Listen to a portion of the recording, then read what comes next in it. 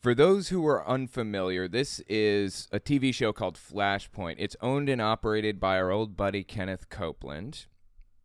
They like to have... it is a far-right, ultra-MAGA, pro-Trump platform. It's absolutely unhinged from reality. And they like to have famous people on pretty frequently. This one's got Kirk Cameron, interestingly enough. So I figured we'd give it a look, see what they have to say for themselves, see if they say anything absolutely nutty. That's almost a guarantee with this show. And while we do, we're going to play some Breath of the Wild. So why don't we get into it? Good evening, everybody. I'm Gene Bailey, and this is Flashpoint. Glad you're with us tonight. Listen, you know what to do. You need to go share this video tonight, this program on all your social media outlets. Attach it. You know, I'm so glad when we meet people, I'm always asking how you watch the program, how did you find out about it? And it's usually somebody told somebody, or they happen to come across it on the television. That's great. But Shilling, trying to get people to spread the word for them. Okay, I get it. we love it when people share on your social media accounts. It helps us get the word out. And so thank you for telling your friends about it. So let me introduce our guest before I get to tonight's monologue. Of course, fan favorite, Dutch Sheets. Hello, sir. Welcome back to the program.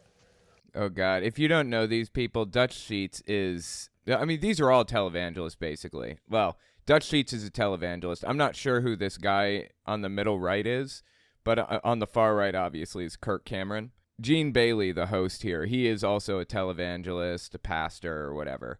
Yeah, they're all completely nuts and unhinged from reality and claim that God helps them find their car keys on a regular basis. So Dutch is not going to give you 15 tonight. He's going to give us an hour. So there you go. There you go. Yeah. And Pastor Rob McCoy. Thank you, sir, joining back. Good to see you. And you know, what they have set up here right now is a system where people can, like, call in from wherever they are and, you know, do their sermons or talk to the hosts or whatever. When COVID hit, they started doing in-person stuff. So they started out with a remote model originally. They began their show as something that people would call into. And when COVID hit, they started doing in-person. Why? To stick it to the libs, to own the libs. Die and kill others to own the libs, apparently. Genius. And of course, Kirk Cameron with the Refuge shirt. Thank you for taking refuge with Flashpoint tonight. Hey, Gene. Great to be with you guys. Yeah, it's going to be good.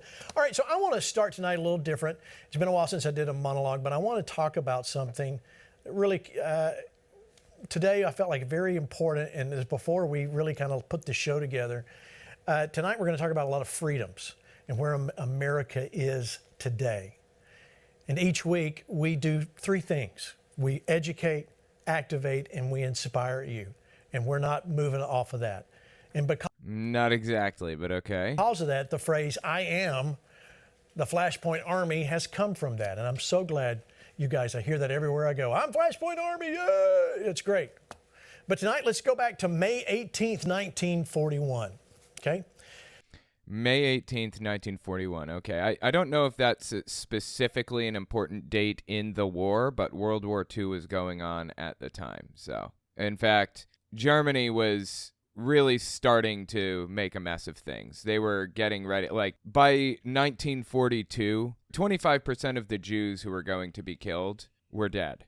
By 1942, the beginning of 1942. By the end of 1942, 75% were dead. So the majority of the deaths happened in 1942, and I believe that's because the death camps were being revved up. They were in full swing at that point, and 1941 was basically spent building up to that point. So that's a pretty significant year. Let's see what he has to say about it. During an I Am an American Day meeting in New York City, Secretary of the Interior Harold Ickes attempted to inspire. Okay, I think it's Ikes, right? Harold Ikes? I don't know. Maybe I'm wrong. Americans to march forward and assist Great Britain. Ickes began by decrying the doubts that had crept into the American discourse. I want you to listen closely tonight to an excerpt from that speech. So much of it applies to our America today. Here it is. I want to ask a few simple questions, and then I shall answer them. What has happened to our vaunted idealism? Why have some of us been behaving like scared chickens? Where is the million-throated democratic voice of America? For years, it has been dinned into us that we are a weak nation, that we are an inefficient people, that we are simple-minded. For years, we've been... This is a very nationalist speech that he's giving right now. It's a toughness speech. If you're unfamiliar with something called the F scale, it's a scale that's used to determine how likely you are to be a right-wing extremist, basically. It stands for the fascism scale, and it was created in 1947. I actually have it pulled up here. It's things like conventionalism, conformity to traditional societal norms, superstition, religion and ethics. This is the one I was thinking of, power and toughness. Anti-introception, refusing to look inward, to be imaginative, to be tender-minded. Generalized hostility and vilification of the human. Exaggerated concern with sexual goings-on. I mean, these are all interesting points in their own right, but what this guy is saying right now in this speech seems like a clear indication of his obsession with toughness or being an alpha male. We've been downtrodden and persecuted for too long. It's time for us to get strong and rise up, you know? I don't know who this guy is, but just listening to what's being said with the speech alone, it sounds like he was probably going to side with Hitler. Let's find out if I'm right. Been told that we're beaten, decayed, and that no part of the world belongs to us any longer. Some amongst us have fallen for this carefully pickled tripe. Some amongst us have fallen for this calculated poison. Some amongst us have begun to preach that the wave of the future has passed over us and left us a wet, dead fish. Dude, what is he even talking about? Shout from public platforms and printed pages through the microphones that is futile to oppose the wave of the future. They cry that we Americans, we free Americans, nourished on Magna Carta and the Declaration of Independence, hold moth-eaten ideas. They exclaim that there is no room for free men in the world anymore and that only slaves will inherit the earth. Who exclaims this? Who is saying this? This should show you that the politically right-wing personality has really not changed that much over time. It's exactly the same as it always has been. The parties have switched. The ideas have switched throughout the ages, throughout the years. But overall, it's just about the same. And it's just disturbing. You know, there was a psychologist who was responsible for psychologically analyzing the Nuremberg prisoners, the old Nazis after World War II, who were being charged with war crimes. And this psychologist ended up killing himself because, well, speculation has it, the reason he killed himself was because he saw too much. He probably had secondary PTSD, for one thing, after hearing the stories and seeing what happened. But realizing that ordinary people did this could happen anywhere by anybody. It wasn't. He went into this expecting to see psychopaths doing absolutely insane, unhinged stuff that are completely disconnected from their emotions and the emotions of the people that they were hurting, and disconnected from reality as a whole.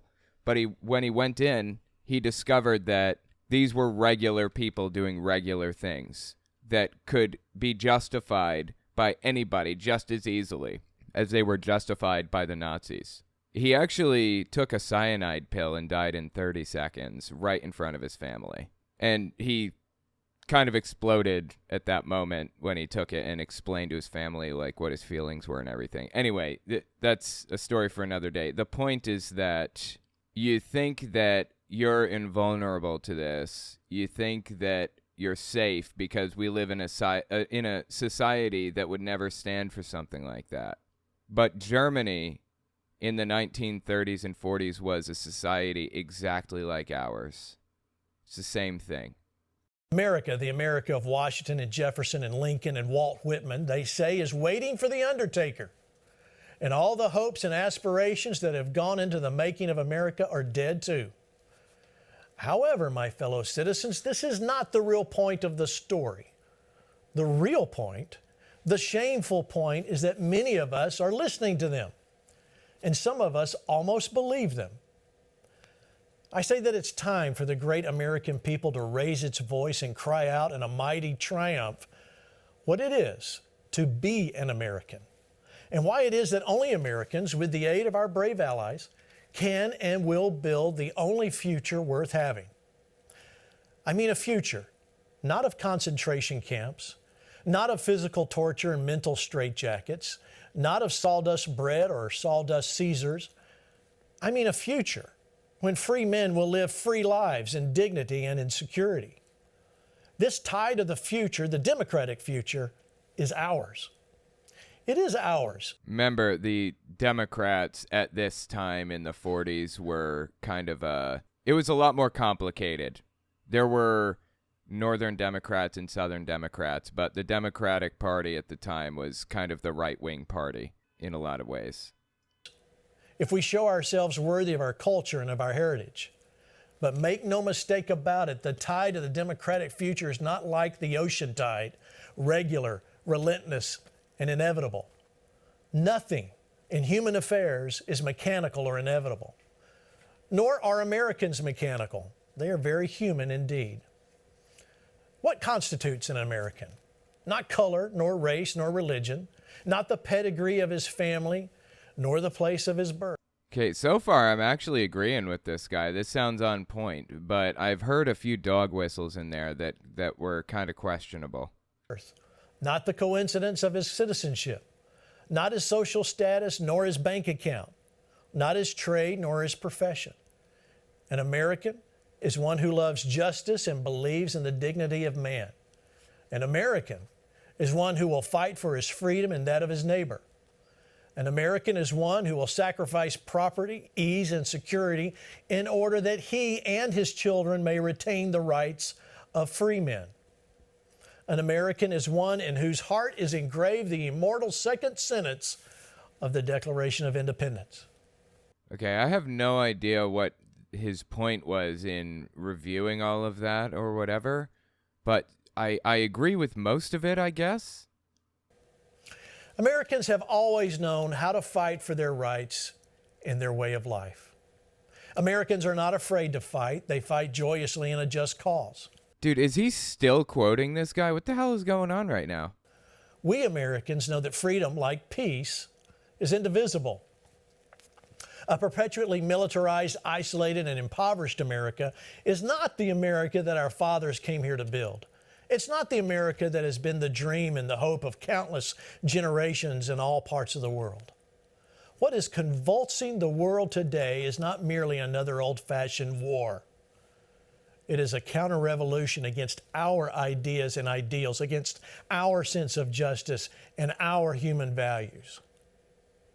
Three systems today compete for world domination: communism, fascism, and democracy. They're struggling for social, economic, political world control.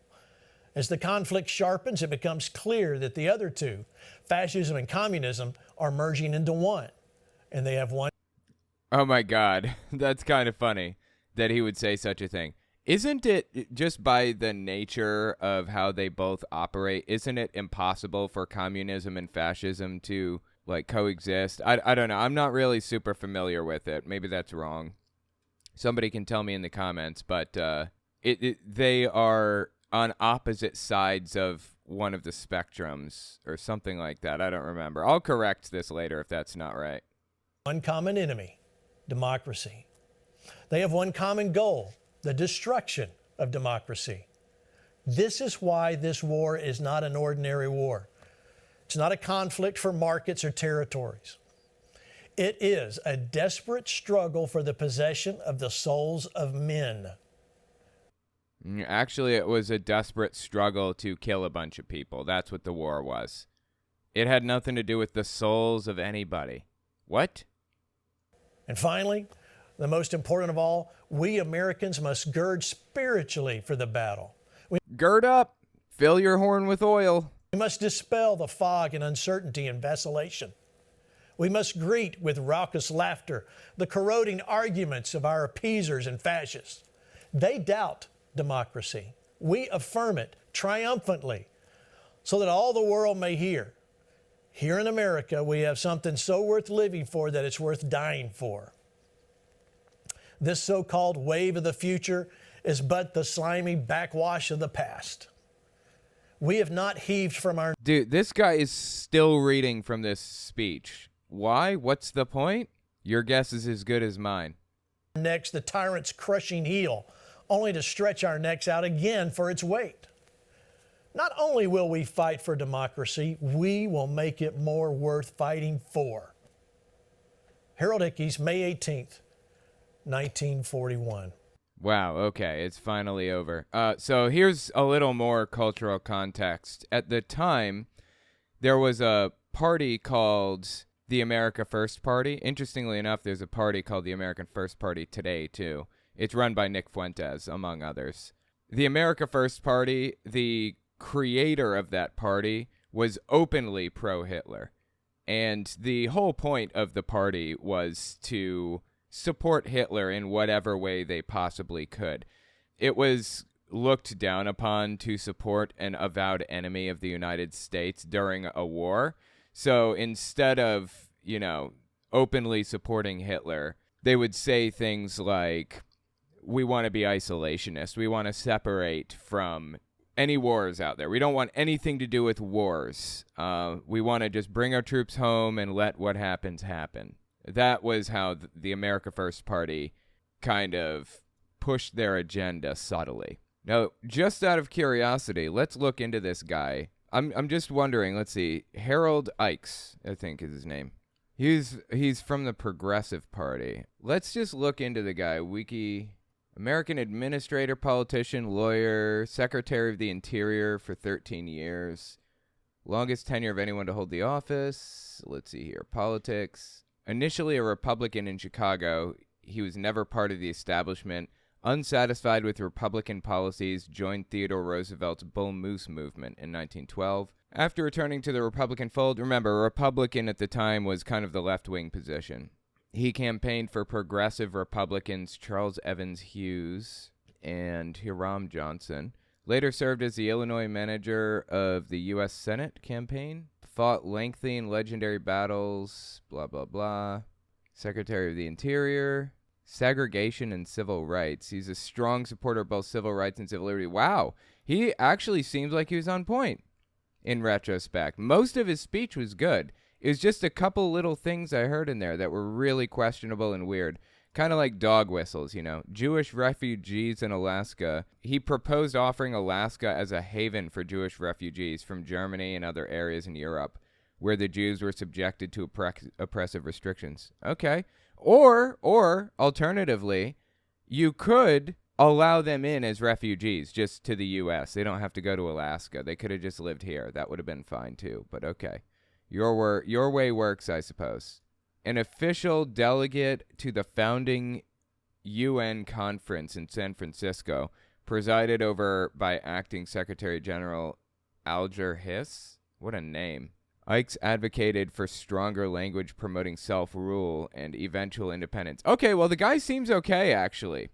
It just seemed like a couple of things in there were weird and questionable and were the types of things I would have expected to hear from a Flashpoint fan saying some stuff about how, nationalism is great and they love... I totally expected this guy to be like a Hitler stan in the 1940s. I'm actually surprised he wasn't. But okay, let's keep listening to Flashpoint then. Oh, yeah. Here's an interesting point, though. Let's just step back to like 7 minutes. Hang on. Just listen to this little section here, though. That the other two, fascism and communism, are merging into one. And they have one common enemy, democracy. So it was a completely different world at the time, right? now I'm kind of seeing why they decided to bring this up in the first place. Fascism, communism, democracy were big things being discussed at that time, at that point in history, right?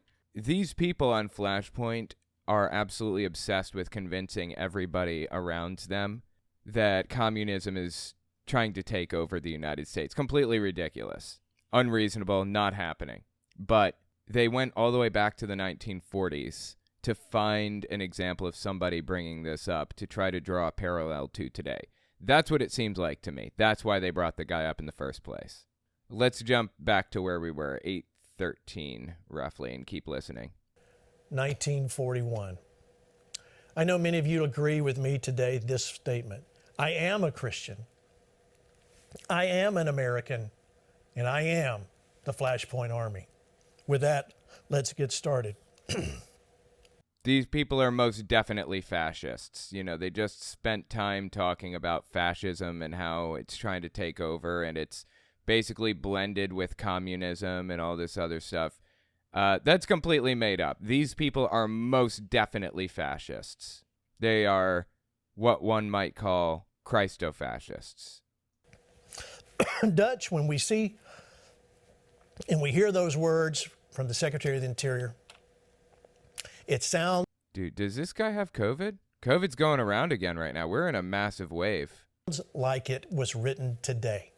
No, it doesn't, actually. It was not written with today's context, but he wants it to seem like it's the kind of thing that could be talked about today.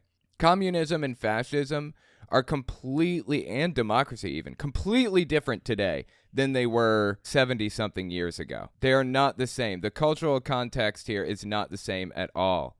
But he really wants you to think that it was the same. Absolutely ridiculous. Yep. Well, I mean, it's the same struggle. You hit it right on the head, Gene, when you said this is, not your exact language, but you said this is a spiritual war, and it is. This is the story of Scripture. It's two forces, the kingdom of God and the kingdom of darkness, fighting for the souls of men. And America is a major player in that. The freedoms that we have and what God did here, we're not done just so we, more than any other people, could prosper. Oh, yeah. They believe that God gave the United States to evangelical leaders like this guy right here. And they believe that they ordained or they gave America over to or anointed America for God. It's like the new Israel. That's kind of how they view it. Or be wealthy or have this and that. It was a part of his plan of bringing his message of the gospel to the earth. It's a part of freeing people spiritually, which then results in other freedoms. And so, when God arrested my heart, and I talked about it at one of the live gatherings, when he arrested my heart for this nation, he said, I must have America. It wasn't like, I want to bless you just because I love you more than anyone else. He said, for what I want to do in the earth, this great harvest that's coming, I must have this nation, and you're going to help me do that. Oh, wow. I know exactly what he's referring to right now. The guy had a complete mental breakdown live on air not too long ago. It was at a Flashpoint event just like this one, except it was in person. And he just starts, you know what? I'm not going to give you any more information. Let's just listen to it. Okay, this is from mid-September 2022. I went over in the corner and I grabbed a flag we had and I wrapped it around me and I laid on the floor. And I sobbed and I knew I was crying with him. With God. He was crying with God, he believes. I knew we were crying together for this nation, Gene. And it became so intense that at one point I said, and I meant this. This was not hype or I'm not trying to be sensational here. I said, God, please, you have to stop this. Because my heart is literally going to break and I'm going to die. And I said, please don't kill me. So for 3.5 hours this happened. And here's what he said to me at one point. Okay, so let's just review. The guy's been sitting on the floor of his church. I had the context from before. He was right in the middle of a church service, and he started crying, just busts out crying right in the middle of the church service. His wife turns off the lights, and the church leaves, with him sitting on the floor crying, wrapped in an American flag. He draped a flag around him, sits in the corner, and cries while praying to God, please don't, let us lose this country to the Democrats or something like that. I think this happened in 2002, 2001, or what, maybe before Bush, or maybe it was like Bush's second election. I'm not sure. But yeah, that's what he's crying about right now. No joke. And I know this was God. And I could never, ever, ever be convinced this wasn't God. He said, I must have this nation. I must have this nation back. People are feeding into this right now.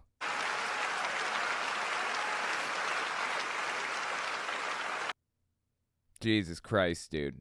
That's what he's referring to right now. That's what he's talking about. So yeah, now you have the context. Keep listening to this guy talk about himself here. What I want to do in the earth, this great harvest that's coming, I must have this nation, and you're going to help me do that. And so you're absolutely right. This is a spiritual battle for the souls of people.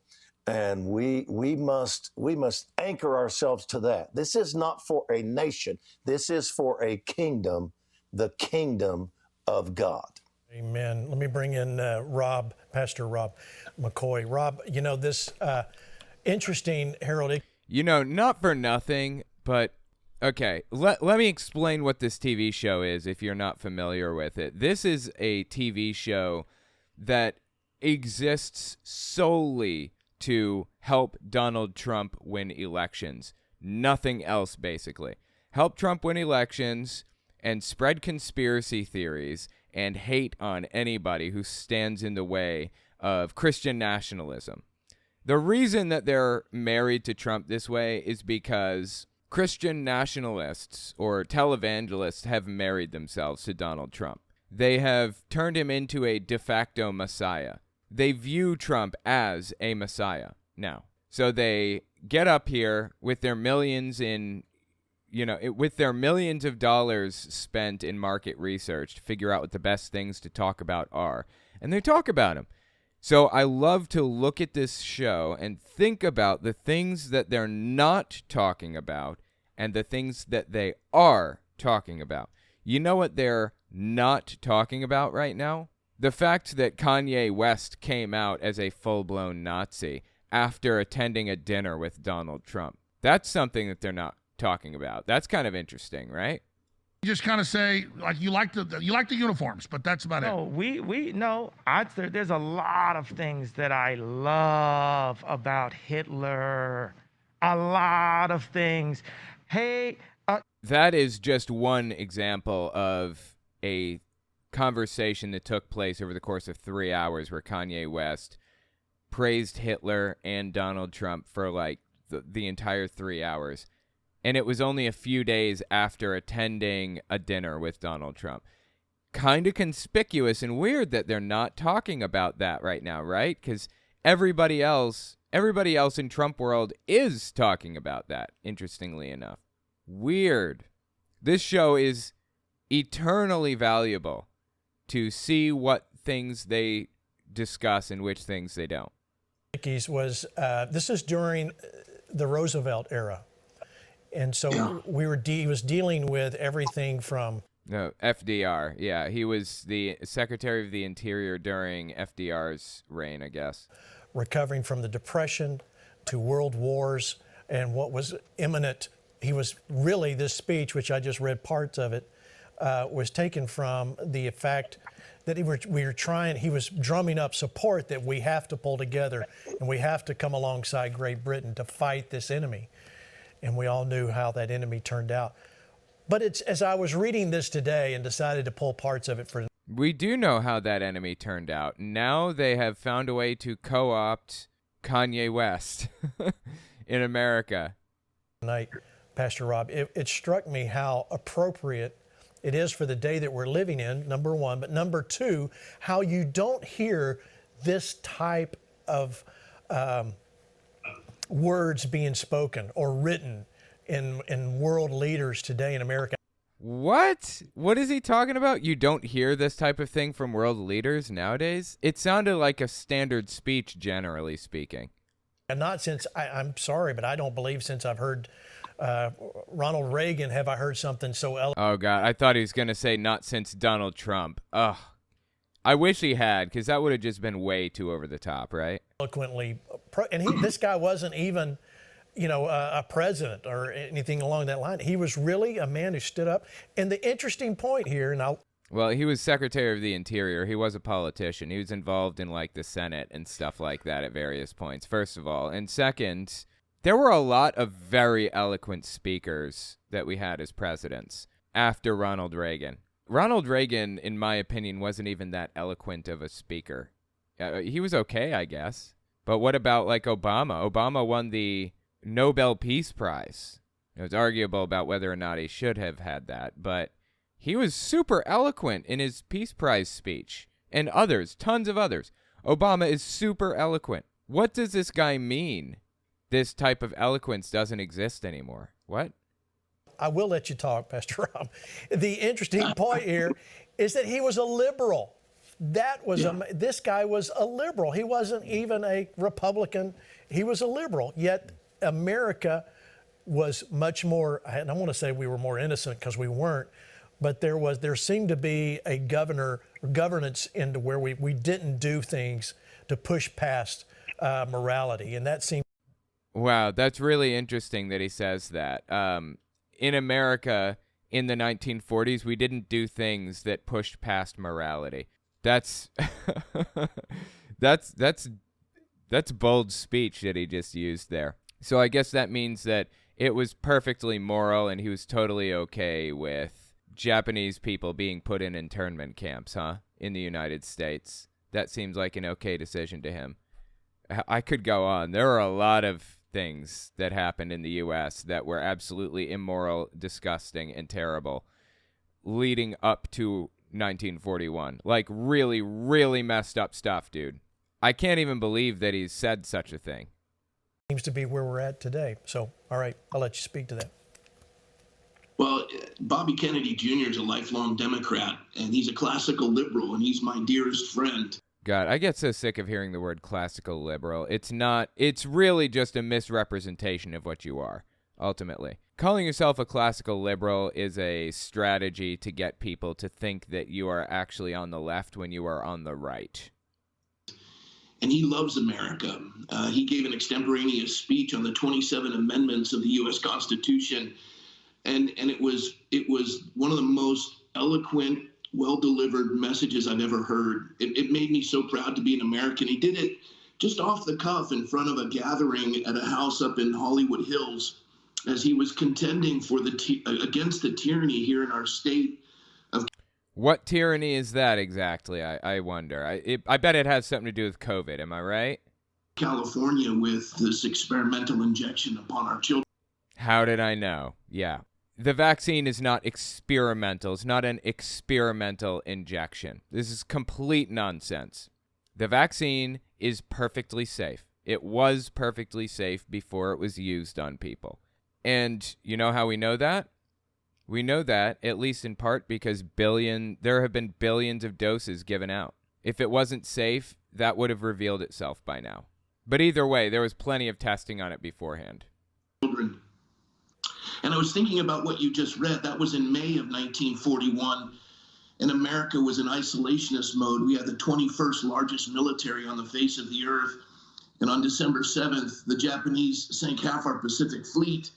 And the next day, we took on a two-fronted war against two fascist nations, and Americans lined up around the block to volunteer. And we brought both of those fascist nations to their knees. We established republics in both of them, and asked only for enough ground to bury our dead, and came home to America and cut federal spending in half and experienced the greatest industrial revolution in modern history. And he's taking credit for all that, right? He's saying that the right-wing party did all of that, and he's part of the right-wing party and all of that other garbage.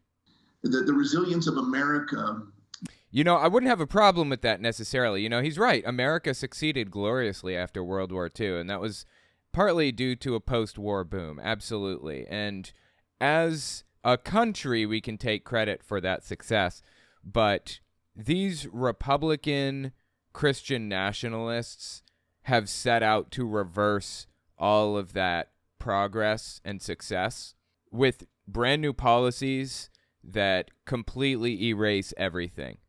The policies that these people want to institute and have in large part succeeded in instituting, at least some of them, are directly opposed to success in the United States. The thing we possess is freedom, but we lose the concept of freedom. Freedom is having choices, but liberty is doing what's right. And so if Americans love the gift more than the giver, and God is the giver of life, then we become materialistic and we lose our bearing. There's an awakening. Dude, I don't understand what he's saying right now. In this country, that the laws are the wise restraints that make men free. And we want to come back to a place with a nation that allows its citizens to be free. And we have watched as those freedoms have been taken, and we're tired of it. And I love the speech, Gene. I don't know where you found that. I want a copy of it. Phenomenal. Yeah, amen. It was surprising to me. I'd only heard of him. Let me go to you, Kirk Cameron. Kirk, I mean, I know this is right in your wheelhouse of what you've been teaching Americans, and what I heard you teach not long ago in a one evening session. We must return, but it's interesting. God, these people are just bizarre, seriously. Interesting in here, before we get to our next topic on freedom of speech, that's almost expected. That wasn't, and you notice none of that's ever, that wasn't even up for discussion. You notice what we're dealing with now is not. What wasn't up for discussion? Freedom of speech? Like the ability to speak or whatever? It's not up for discussion now. Do you think people were being banned from Twitter back then? Twitter didn't exist at the time.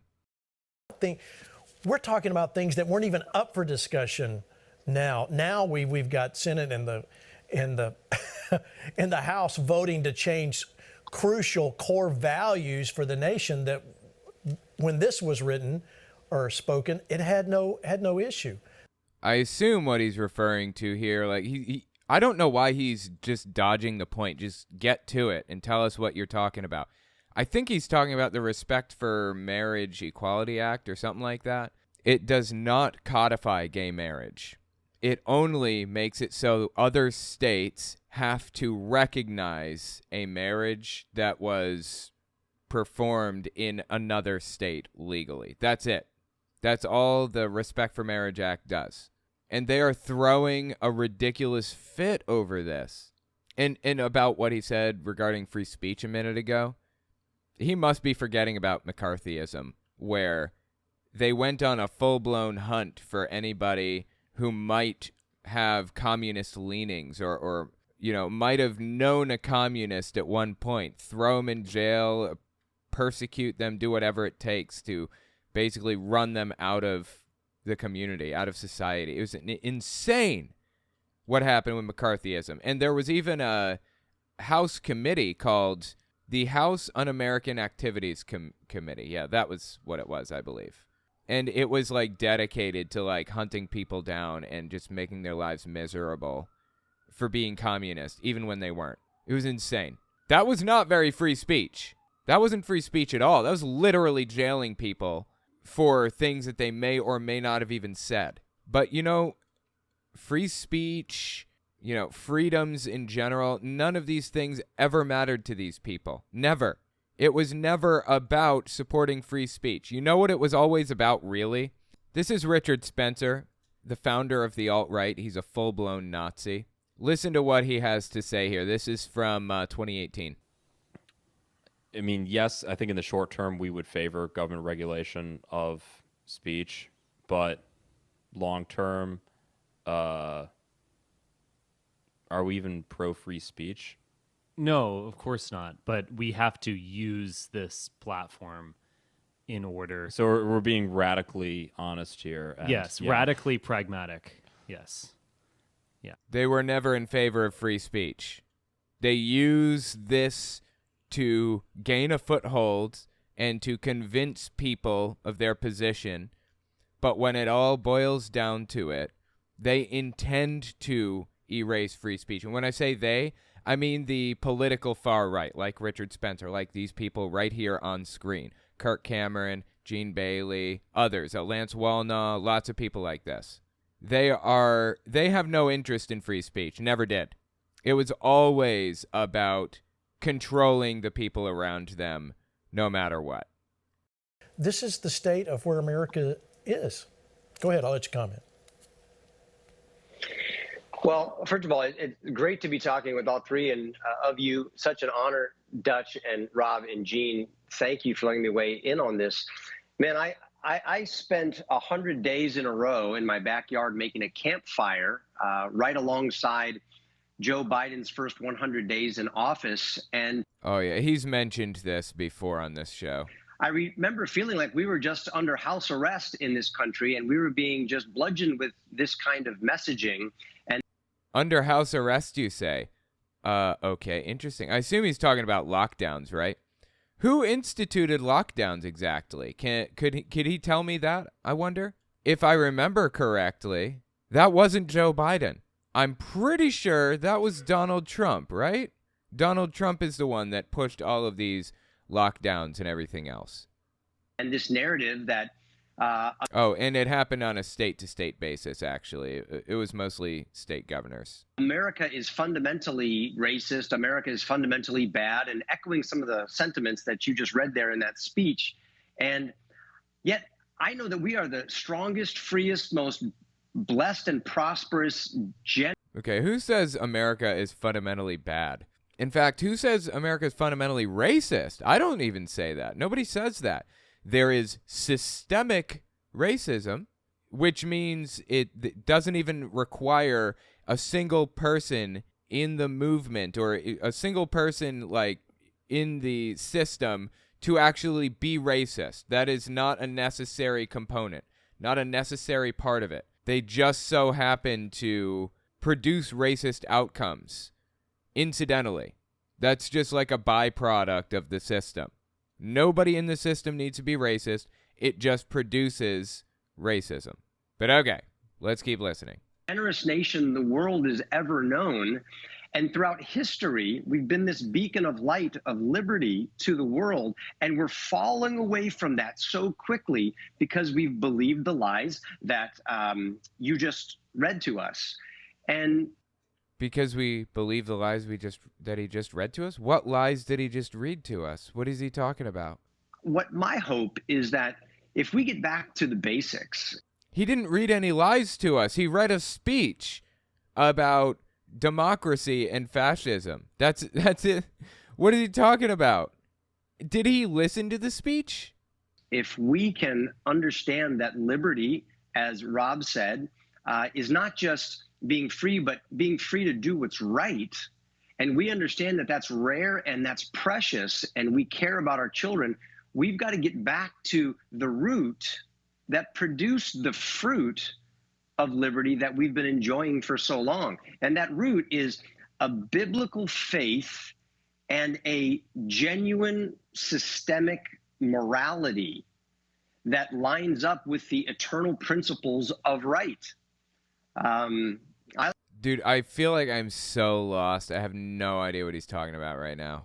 I like how, I think it was Ronald Reagan who said there were those who would have us believe that the choice we have to make is either left or right. He said, I don't agree with that. I think the choice we have is either between up to God and maximum freedom for the individual under law, or down to the ash heap of history. Did Ronald Reagan really say that, or is that one of his made-up quotes? Totalitarianism. So, man, I think all three of us, all four of us are in it to win it. We want to see revival, and I'm excited to be alive and on the earth at this time in history. I agree. And it sounds counter to what we should. We're talking about how horrible these things are, and we're really excited to be living right now because this is what a great time to be alive and doing this. But let's. Well, it makes sense that they would be excited to be alive at this time, these people specifically, because over the past 50 to 75 years, Christian fascists have largely succeeded in eroding democracy and working Christian nationalism into society, into the governmental structures of society. Unfortunately. Now, these people know that. They know that very clearly, that they're succeeding at, or that they have had successes at the very least, at bringing Christian fascism and Christian nationalism into society. But one of the ways in which they did that was by convincing everybody around them that they are being persecuted. America is built on the idea that my rights extend up to where yours begin, but no further, right? Like, my right to swing my fist ends at the tip of your nose. You are allowed to swing your fist anywhere you want, except for right here at my nose, because that wouldn't be an exercise of your rights at that point. It would be a violation of my rights at that point, right? Christian extremists like these guys have spent the past 50 years blurring that line. When they violate other people's rights, they claim that their rights are being violated if they aren't allowed to violate other people's rights. So I have a right to believe any way I want and not have another belief system pushed on me by the government, right? But they believe that they have a right to push their belief system on other people through the government. And when they're stopped from doing something like that, they claim that they're being persecuted for their religious beliefs. You're not allowing me to push my religious beliefs on other people. That's you persecuting me for my religious beliefs. That's how they've operated. That's how they've done it. Through a persecution complex. Stop hurting my fist with your face. That's the idea. And they know that that's been successful for them over the past 50 to 75 years, so they're doing it even more. You can hear it right here, what they're doing. They're talking about how mistreated they are and how America is falling because they don't respect Christian values anymore and all that other garbage, right? That is just them trying to violate other people's rights and using the state to do it again. Let's get into really the first topic with you. So I want to show the audience, and I want Flashpoint Army, I'm going to show you how to get this book here in just a few minutes, but you've got to hear what just happened if you didn't know what happened with Kirk Cameron's book. So I want to show you some of the pictures of the book. And so, Kirk, as we go through these pictures, I want you to tell us a little bit. Oh, please tell me it's a picture book. Oh, I hope so much it's a picture book. Donald Trump made a picture book, didn't he? Most presidents write like a biography or, I don't know, some other crazy thing. Obama wrote a book that is used in memes now. Here you go. This is the meme that Obama is in now. Barack Obama, the audacity of this bitch. I love it, dude. I also like The Lion, the Witch, and the audacity of this bitch, but that's, neither here nor there. Anyways, most presidents write books after they leave. I don't remember what Obama's real book was titled now. The Audacity of Love? The Audacity of something or other. Anyway, Donald Trump made a picture book. He made a picture book of all things. Fantastic. Love it to death. And Trump stole the pictures from his photographer, according to Hunger Games. Oh, Donald. Okay. About this book that you wrote, As You Grow. Sure. I recently wrote a book for kids, and it's called As You Grow, and it teaches. It is a picture book. Yeah, this is another thing they have to do, is to sucker children into believing things as early as possible. This is the exact thing that they accuse the left of doing. It's really not happening at all. Certainly not on a systemic level. But these people, these far-right extremist Christian fascist types really are doing everything they can to capture children's minds, get them as young as humanly possible. And this is just one more example of it right here. Teaches kids biblical wisdom through the seasons of their life and how to grow the fruit of the Spirit: love, joy, peace, patience, kindness, gentleness, faithfulness, self-control. Those are the fruitages of the Holy Spirit. My mom used to have little, like, seashells that had them listed on them or some other thing. I find it really interesting, though, that they are talking about the fruitages or the fruits of the Holy Spirit now, when their God Emperor Donald has never embodied the fruits of the Holy Spirit. Like, ever since the dawn of time, the dude's always been a scumbag about all of this stuff. I have no idea why they suddenly value these things or why they're suddenly pretending to. And I wanted to do a book reading at a book library. I was denied. Yeah, you were denied because you have to be dressed up in a dress for that. Legally, it's a legal requirement. You have to go in drag if you're going to read a book to children. So By over 50 woke libraries who have hosted drag queen story hours. Okay. Does he actually know for a fact that they hosted Drag Queen Story Hour, first of all? And second, I'm not even convinced this is real. What has he been denied by 50 libraries to read? I don't know why he would be. It's a book. People are allowed to read whatever they want to children, basically. There probably should be more limits to it. But you notice what he's doing here, right? He's decrying the fact that some people are allowed to read books to children, complaining that drag queens are allowed to do it, and trying to find some way to convince people to not allow drag queens to read to children, but trying to do it himself. Hypocrisy. It was never about free speech. Remember Richard Spencer earlier? They said they use free speech as a bludgeon, basically. They use it to get what they want. They don't actually believe in free speech.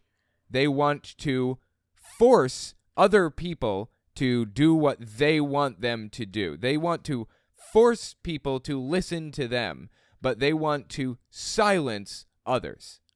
That's what it's always been about with these people. Do not let them trick you into thinking they are in favor of free speech. They are not, never have been. And some of the most shocking denials were in Alameda County. A library denied this book to teach kids biblical values while they are hosting a gender name change clinic today.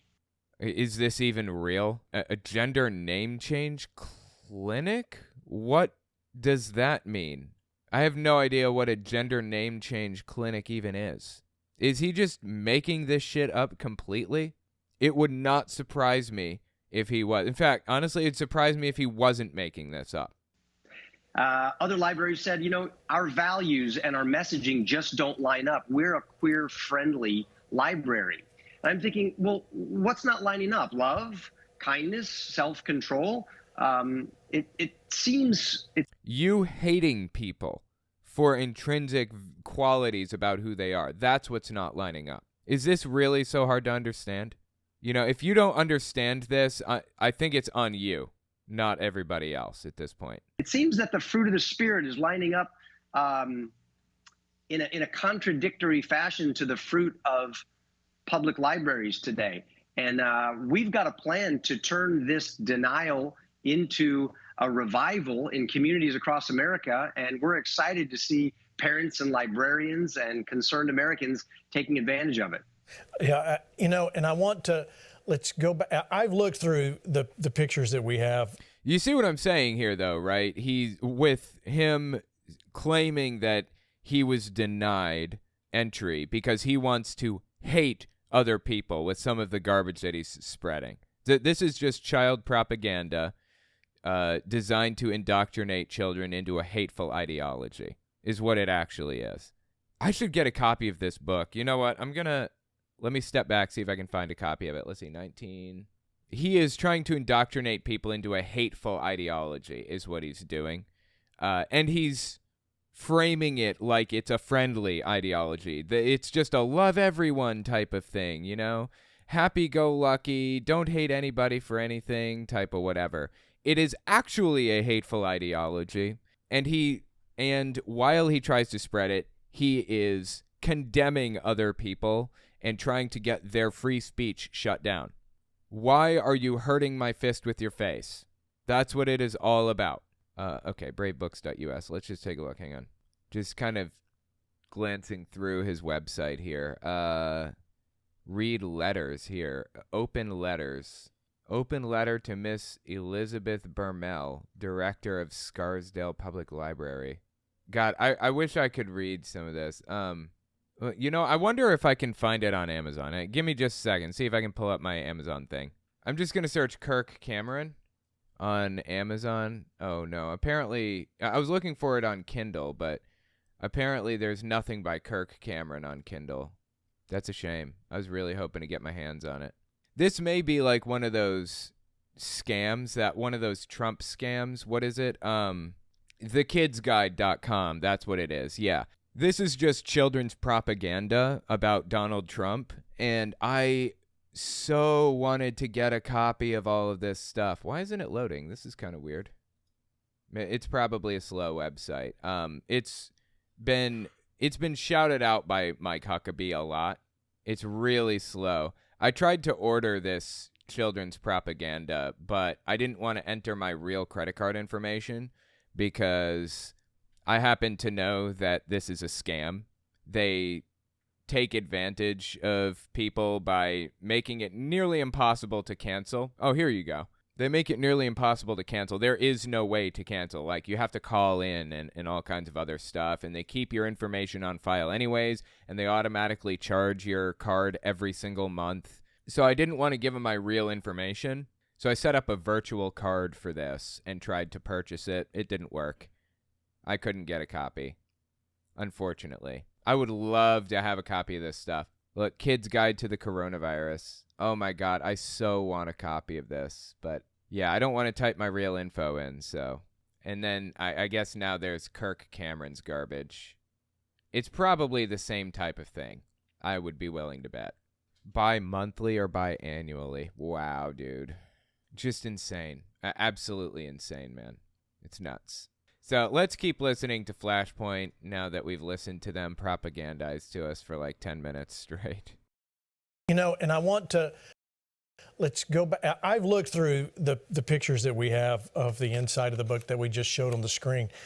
Ladies and gentlemen, this is not like, you know, anti-gay, anti-LGBT. I mean, this is, you're talking about, you know, these core values of that. Who wouldn't want your children or grandchildren to talk about love and being, you know, being a good person and all. Okay, well, he has multiple books, so I don't know which ones he's trying to read to people. I don't know what they say or any of that other stuff. I don't know. It's very possible. I'm sorry. It's very possible. As a matter of fact, I would say likely that a lot of what is contained in these books is just bullshit propaganda designed to indoctrinate children. Nothing more, nothing less. In which case, you know, I have a problem with that.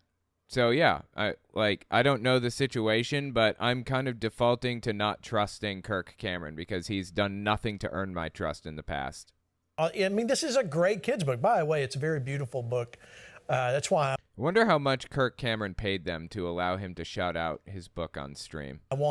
We put the bravebooks.us because grandma, listen, ladies and gentlemen, you got little kids or you got grandkids. This is the type things we need to give our children to read. Now, did you hear what Kirk was saying about the library? You try to read in a library, and they won't let you do it because it goes contradictory to their values. Again, I don't even know if that's true, first of all. But even if it were true, every public place should have the value of not hating anybody for anything. The government's official stance is you're not allowed to discriminate against people for intrinsic qualities about them. Well, I guess it depends on those qualities. You're allowed to discriminate against the LGBT community, but they've specifically listed a bunch of different qualities you're not allowed to discriminate against. And Kirk Cameron and, Gene Bailey and these other people are throwing a fit because they're not allowed to discriminate against people. Seriously, that's what they're complaining about right now. That's what this is all about. They're upset they cannot discriminate against people. Like, get over yourselves, people. It doesn't revolve around you 24/7. Is that the point they're saying? Or they just didn't want, they felt like you were the issue? Well, all I can go by is their responses. But yes, they said that their messaging doesn't align with the fruit of the Spirit, apparently, or biblical wisdom. But I don't know. See, again, he wants to make it about persecution. He wants to make it out like he's being persecuted for his beliefs, when in fact, he is the one persecuting others. Stop hitting my fist with your face. No, kids in public schools today, they're dealing with mental health issues, drug overdoses, cyberbullying, school. Suddenly he cares about bullying. Wow, isn't that interesting? Up to this moment, even now, he's been talking about how you should be allowed to say anything you want. You should be allowed to attack people. Matter of fact, I listened to a video just like 3 days ago from Ben Shapiro on my main channel, where Ben Shapiro was effectively saying we should be able to bully children because that is how we keep society clean or safe, or how we want it to be, or whatever. That is how we maintain society, is by bullying people, bullying gay people, so that they are less comfortable with coming out as gay. That's what he said.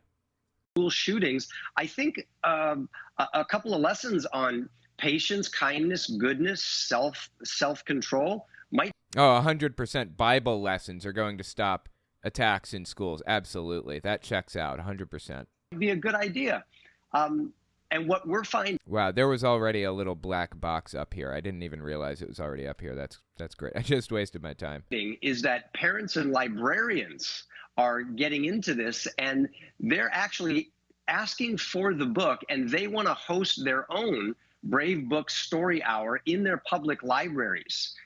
Fantastic. Great. Okay. Whatever. Free speech. You're allowed to do that if you want. Nobody is stopping you. And so that's my call to action. Let's not just sit on the sidelines and cry in our Chick-fil-A soup waiting for the rapture. Let's get on the offense. And I suggest every parent and grandparent grab their favorite children's storybook. It could be my book, your book, anybody's book, a book of the Bible. Call up your local library who has hosted a drag queen story hour and say, could I have the chance to read my book in your facility? And if you get to do that, fantastic. Do it regularly. And if they say no, they're likely breaking the law. And you can. That's correct. They are likely breaking the law. If it's not a hateful book, then he's correct. They might be. But you're not required to, spread hateful ideology at the library. There may be rules about what you're allowed to, read to children there. There are rules about it. I don't know if Kirk Cameron's books break those rules or not, but either way, the point here is that I don't believe that Kirk Cameron has been denied that many times. Dude is filthy rich, okay? He's a child actor.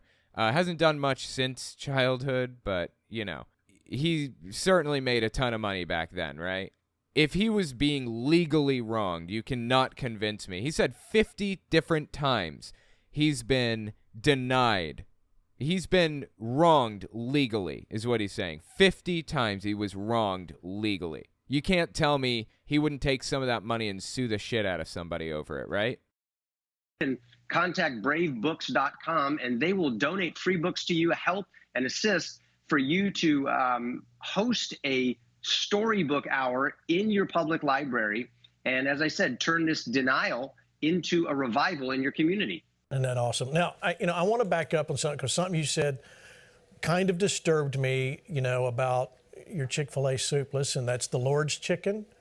We know it's the Lord's chicken. You just, we are not anti-Chick-fil-A. I just want everybody to understand that. You're right. They're actually very pro-Chick-fil-A. They love Chick-fil-A. Everybody knows if Jesus were walking the earth, he would eat Chick-fil-A chicken. Okay. Meanwhile, look at these pictures of drag book readings. Now, it goes to the very core of America, what we're talking about. These are the approved library readings. I mean, these are the people, you've seen this. We're not going to play videos because we don't want to give them too much credit. But this is what the children are being submitted to. Now, Dutch, when I see this. Okay, a lot of this stuff is completely made up. I've seen maybe 1 or 2 examples of. Wow, I didn't realize that ice arrows lit up a whole path like that. That's actually really cool. I've seen maybe 1 or 2 examples of, people reading like LGBT books to children that, I don't know, may or may not be appropriate. Who knows? But they're making it out like this massive conspiracy, like the whole gay agenda is doing everything that they can to like spread LGBT ideology to everybody around them. It's just completely made up. My first response when this all started, when it got into the mainstream media and we started hearing about it, was I'm shocked. Okay, it never really made it to the mainstream media. This is always just nonsense that these people were spreading since the very beginning. I'm like, who in their right mind would let guys dressed up as not good-looking women, even more so, but crazy drama drag queen? Who would want this for their children? This does not make sense to me. Well, my first response is always anger, and then I have to just sort of rein it in and say, Lord, I think it's okay to have righteous indignation, but what do you want to say? I've been meditating today a good bit, Gene, on Psalm 27, where David said, like, all of this is manufactured rage. It's manufactured anger. None of this stuff is really happening, certainly not to the degree that they want to make it out. Their children are not being taken to drag shows. Gene Bailey's children, Dutch Sheets' children, or grandchildren, or family members, or whatever, are not being taken to these events. It's not happening. Their families are all far-right conservative nutcases. They would never allow them to these events. What they're doing right now is trying to prevent other people from enjoying theater, which is ultimately what it is. It's theater. These aren't even trans people. They are just, not necessarily, I guess some of them are. They're just people engaging in theater. Men have been dressing up as women in theater for millennia, and vice versa. It's been like this since the dawn of time, and they've chosen now to attack people and scream about it and complain and try to erase free speech. They're always screaming about free speech and all of that other garbage. Remember the clip I played earlier about Richard Spencer? But as far as government regulation, I mean, yes, I think in the short term we would favor government regulation of speech, but long term, are we even pro free speech? No, of course not. But we have to use this platform in order. So we're being radically honest here. Yes. They were never in favor of free speech. This is a prime example, what we're listening to right now. They weren't in favor of it in 2018. They're not in favor of it now. They never were. It was always about controlling what other people are allowed to do. Things that don't affect these people. Drag shows are the quintessential example of something that doesn't affect them. It's free speech that does not affect these people in any way, but they're trying to erase other people's ability to do this. They are this is cancel culture. This is exactly what that is. Cancel culture is way more popular on the right than it is on the left. They just scream about it way more often than the left does. They just cry and complain and pretend that they're the victims of it. What do you think would happen if Trump came out as gay tomorrow? You think he would maintain all of his supporters? You think they wouldn't cancel Donald Trump? They would do everything they could to ruin the guy's life if they found out he was actually gay and Melania was just like protecting his image or whatever. You want to find a way to like detach the MAGA base from Donald Trump? Reveal that he's gay, like actually gay. Have him come out of the closet publicly. That would do it. They are not in favor of free speech. never were. They have always been in favor of cancel culture since the beginning. They were always the ones canceling people. In the King James translation, I would have fainted. Another translation said, I would have despaired. Had I not believed, I would see the goodness of the Lord in the land of the living. I feel like that's where we are. We are in such a desperate place in this nation that we have to have God show up and change this. You know, I've been preaching for 25 years. No one questions it anymore. There is no hope for America other than a true revival, a third great awakening. We will never change this nation now simply with good laws or good legislators. We have to have all that. We have to have good government. We have to have good education. But we are so desperate now. We must have something that changes the heart, changes the psyche of people to where they suddenly are awakened to God and His laws begin to be written in their hearts. We can't out-argue them. We can't change things just by forcing it on them. We must have an awakening.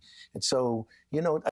So what he's saying is, as much as I'd like to, I don't think that banning certain events is going to stop them, basically. I don't think we're going to be able to stop people from doing certain things just by banning those things. So we need to convince people not to do those things rather than ban them. Or in addition to banning them, we need to convince people to stop doing those things. That's basically what he's saying. When you have reached this point where you're having this conversation in the first place in society, you know you're in a bad place. This is absolutely nuts, dude. It's back to this combination. We have to get in there.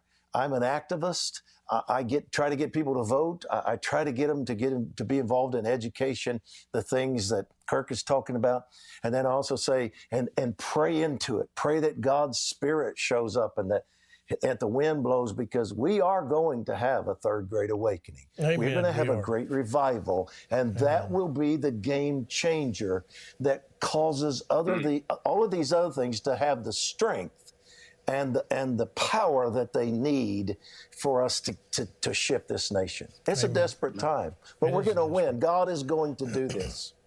You know, and one thing I really appreciate is, and you know that I'm all about let people know what you don't like. We need to stand up at school board meetings and stand up and call your librarian and tell them what you don't like. Absolutely. But yeah, this is them exercising their free speech, but by doing so, they are attempting to cancel things. This is them engaging in cancel culture. You know, they're constantly screaming about cancel culture. They are the biggest perpetrators of cancel culture. We should probably start calling this out when we see it. But take it to the next step, and I'm going to give this to Pastor Rob. You know, what Kirk is saying here is don't just do that part, but give them an alternative. Start doing your own. We have to not just talk about what's wrong. We have to get involved in this, Pastor Rob, and give the world an option that's better for their children. Yeah, Gene, you're right, and so is Kirk. And then I also wanted to comment with what. Neither of them are right. They're both wrong. Terribly, terribly wrong. I don't understand how they've come to the conclusion that they were right about anything at all, but okay. Dutch said, I think it was Russell Kirk who said, politicians are actors performing a script written by the audience. So the politicians we... Wow, okay. He's literally talking to an actor right now, Kirk Cameron. We have are just a reflection of who we are. And the only way to change Washington or Sacramento or any of these swamp areas is that the populace itself has to have an awakening. And you know, you dust off the old books, remember who you are, start to look at the reason why the foundation was the way it was and how it was established. And then all of a sudden we realize that's where our freedoms come from. And we want to go back to that. So, you know, the law as a school teacher, guardian to point us to Christ until faith comes, Galatians 3. So we're contending in the public square exactly what Kirk said. And you know, he's in my hometown. We reside a stone's throw from each other. And when we were in the thick of this, Kirk was one of the biggest supporters of what we were doing while he was doing his stuff nationally. And he doesn't just talk lip service. He steps into the middle of it and gets it done. This is the rise of the citizen. We must activate in the ecclesia, the public square. And it's Christians who are to do that for the sake of their neighbors, because the law is the wise restraints that make men free. And if we contend for our neighbors, they will be set free and have lives worth living instead of having to deal with drag queen story hour and the alphabet mafia. Again, this is just cancel culture. They're doing everything they can to cancel a group of people and take away their free speech. This is insane. That wants to tell us that there's more than two genders. Absolutely. We've got to get in the middle. Yeah, amen to that. Kirk, I'm going to come back to you here, but I want everybody to understand Kirk's a family man too. Let me show you this family pic here. Look at all those kids. What a great. I think a lot of these are adopted, actually. Didn't he adopt a bunch of kids? I could be wrong on this. I think he adopted a bunch. Great family. So, it's real easy to go, oh, well, he's a Hollywood guy. He's not really involved in this. You put your money where your mouth is, and thank you. Kirk is not a Hollywood guy. He was a Hollywood guy 50 years ago when he was like 10. He's not a Hollywood guy really anymore. The only shows or movies or whatever that he acts in anymore are terrible, ultra religious nutcase movies now. That's about the extent of it. That's what you get for acting like a fool. He's just a childhood star. That's it. He stopped at that point. He never went any further. I think that's partly because when he was a kid, he turned into a Jesus freak, to a ridiculous degree, way too Jesus-y for anybody around. And nobody wanted to work with him at that point. Thank you for that. So again, before we go to the break and we have to let you go, Kirk, tell them how they can get a hold of this book. Oh, sure. You could simply go to bravebooks.com. Bravebooks.com. It's called As You Grow, but there's all kinds of other great books there as well. And Rob and Dutch and Gene, I don't know how much. So brave. See, you know why they're using the phrase brave here, right? Because they're trying to make you believe that they are being persecuted just for talking about this book. They're going to be hated and attacked and persecuted terribly just because they like Christian books. That's it. They didn't do anything to anybody but love Jesus. Brave books. You got to be brave to talk about this book, right? Time we have left, but just want to say it's so good to be with you guys. And do we have just a second here, Gene? Can I throw a question out there? Sure. My question is, as I read through the scriptures, I almost feel like I see the opponents of good and godly values simply picking up our playbook because we left it on the field. It's like our Bible is the playbook that says, train up your children in the way they should go, and when they're old, they'll not depart from it. Take these laws, put them in your heart and put them in your mind, and write them on your forehead and your wrists and your. Don't they criticize the LGBT community for doing this? I mean, the LGBT community isn't doing this in the first place. But don't they scream about them trying to indoctrinate kids into a religion where it's okay to be gay? And he's literally saying this is what we should be doing. Train up your children in this way, and they will not depart from it. He is doing the exact thing that he screams about the trans community doing 24/7. He never cared about it. The thing he doesn't like is gay people. He doesn't care about this belief system or religion or whatever he wants to call it. No, he doesn't care. He cares about gay people. That's it. Your doorposts and take them out to the city gates. And I feel like we just sort of gave up the battlefield earth because we're so excited about heaven. I've even heard some of my. Okay, why did he mention battlefield earth? That was a really weird thing to mention. Isn't that a Scientology movie, Battlefield Earth? It is, right? Let me look that up real quick. Hang on. Yeah, it is. It is. It was a movie done in 2000 by, John Travolta was the lead actor in it, a Scientologist. It was written by L. Ron Hubbard. It was a book written by L. Ron Hubbard originally. And, of course, L. Ron Hubbard is the founder of Scientology or whatever else.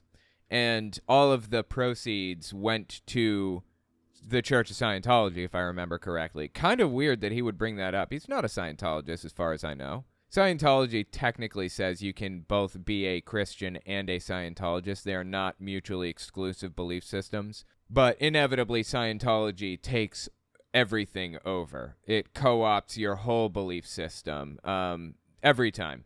So they can claim that you can be both. It just doesn't work that way. Favorite preachers say that. We lose down here. We don't win. This is not the battlefield, folks. And so I feel like maybe we just go back to the playbook and start running the plays instead of letting the opposition run the plays that were meant for us. Am I off? Wow. Moment of striking honesty. They are doing exactly what we should be doing. We were meant to do that. We were meant to indoctrinate children. We are supposed to be convincing children that blah, blah, blah.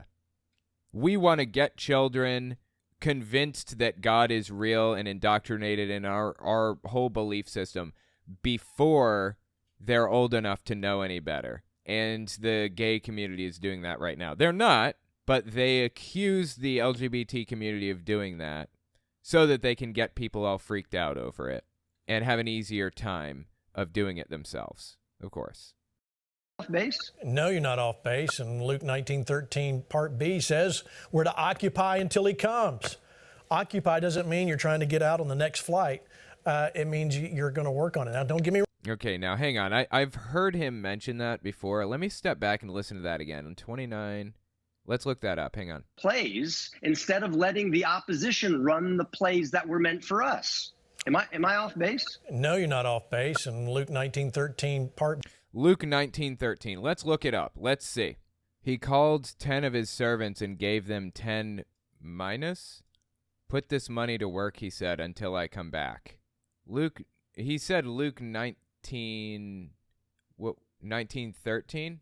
Jesus said to him, today salvation has come to his house because this man too is a son of Abraham. For the Son of Man came to seek and to save the lost. While they were listening to this, he went on to tell them a parable because he was near Jerusalem, and the people thought that the kingdom of God was going to appear at once. He said, a man of noble birth went to a distant country to have himself appointed king and then to return. So he called 10 of his servants and gave them 10 minas, whatever that is. Put this money to work, he said, until I come back. Okay, it doesn't say occupy until I come. It doesn't say that at all. That's not the context here. It says work and plan until I come back. What is he even talking about? I've heard him say this multiple times. It's completely made up, it seems to me, right? Am I misunderstanding or what? It does not say turn the country into a Christian state. B says we're to occupy until he comes. Occupy doesn't mean you're trying to get out on the next flight. It doesn't say that, though. It doesn't even use the word occupy. Let's look up the, interlinear Bible, Luke 19:13, I think he said, right? This Bible, the interlinear, gives us an exact, direct translation, word for word. Having called then 10 servants of himself, he gave to them 10 minas, and said to them, do business until I come back. That's the actual word. It doesn't say occupy. It says do business. What version is he reading from that it says occupy until I come back? They like using the AMP version. Let me look it up in the AMP version. Luke 19:13. It says do business with this until I return. It doesn't say occupy anywhere. Is it King James? Oh, it does say occupy in King James. Okay, interesting. I guess he used the King James version in this case, but the word doesn't mean occupy. It means do business. It means the context even says, he gave them money and said, put this to work until I get back or whatever. This is not, once again, a prime example of them twisting things around and picking out which version they want to use in that moment just to suit their needs, to suit their interests. Is anybody surprised by this, honestly? I'm doing the DLC on Zelda now. I'm about to get the motorcycle or whatever. Anyway, these people are ridiculous. It means you're going to work on it. Now, don't get me wrong. Jesus comes back. I got a lot of Christian friends who want to get out on the next flight. I know they do. Wait a minute. I know they do. All right. I got kids and grandkids here. I'm ready to fight. Yeah. What Christian friends do you have that want to get out of America right now? America is straight up turning into a Christian nationalist country. There is no better place to live for a Christian nationalist than here in America right now. Where are they going to go? Where do they think is better for Christians than America? This is completely made up. Amen. And we're supposed to. All right, Pastor Rob, I'll let you respond. Our eschatology does not merit or justify our apathy and inactivity and defense of future generations. A nation grows great whose citizens plant trees that shade they'll never know. And that's what we need to be doing for the next generation. If we don't start standing for the next generations and protecting their freedoms, they're going to have more hope listening to Greta Thunberg if she can stop cows from flatulating. What is their weird obsession with Greta Thunberg? Is that how her name is pronounced? You know what? Let me look it up to be respectful of her. How to pronounce Thunberg. Greta Thunberg. That's how it's pronounced. Greta Thunberg. Okay, my mistake. What is her obsession with her? Greta Thunberg. Why? Why are they so obsessed with this girl that is just living her life and complained about climate change and drew attention to the fact that climate change is a serious issue that should be considered? Seriously, wasn't she like 12 or something when she brought this up? They have an unhealthy obsession with this 12-year-old. It's just weird. They have got to get over themselves. We can't use our eschatology as justification for apathy and inactivity. We don't know the day or the hour. There's no self-fulfilling prophecy. And when he comes, he wants to find you. Okay, does he know what the word self-fulfilling prophecy means? Because I don't think it means what he thinks it does. Busy about his work. Thy kingdom come, thy will be done on earth as it is in heaven. Quit using your eschatology as an excuse. Get in the ecclesia and contend for the generations to come. That's God's call upon all of our lives. Amen. All right, I'll let you go, Dutch. A little comment there before we go to the break.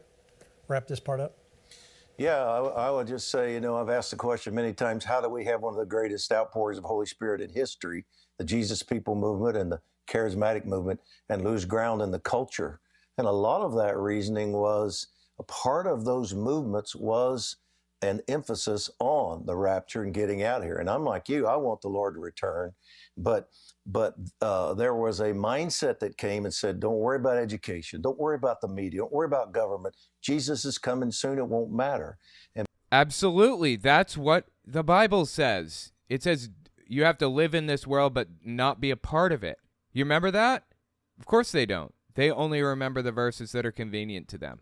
Absolutely nuts, dude. And because of that, we did Mark 16, the commission. We got them saved. But we didn't do Matthew 28, disciple nations. We did exactly what Kirk said. We said they can do that, they can have it, and they took it. They discipled a nation. They took the schools, they took our government, they took media, they took entertainment. Now we're playing catch up, saying we're going to get this back, and we are going to occupy until he comes. He's absolutely right. Amen. All right, we are occupying. When we come back from the break, I'm going to give you an example of occupying when people band together, and it has to do with Disney. Don't go away. Be right back. Again, this is another thing that they have just an unhealthy obsession with, Disney. Like, why do they care about Disney so much? Oh, my God. Back. Yeah, so that's Flashpoint. I don't know. These people are detached from reality in so many ways. It's so entertaining to watch, though. That's all I've got for you. If you like what I do and you want to see me continue to do it, check me out on Patreon. And let me know if you want to see more stuff like this in the comments. Okay, thanks for watching, guys.